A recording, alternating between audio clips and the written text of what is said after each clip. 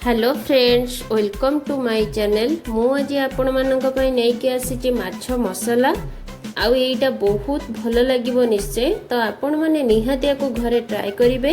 मु जो प्रोसेस रे कहबी सेही प्रोसेस रे ट्राई करिवे। चलंतु देखिबा। प्रथमे मु कढ़ाई रे किछि तेल पकाउछि।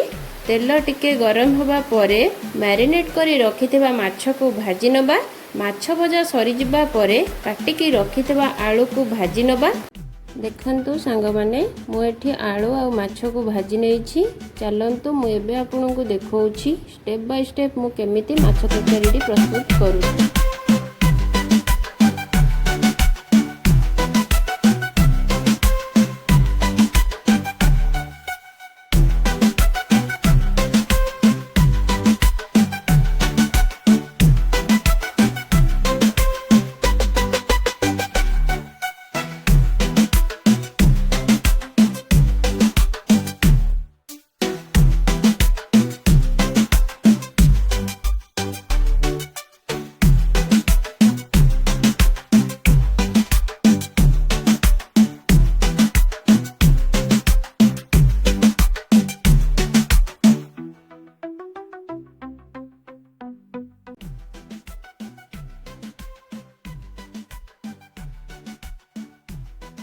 आशा करुछि आजिर रेसिपी आपनको बहुत ही भल लगी।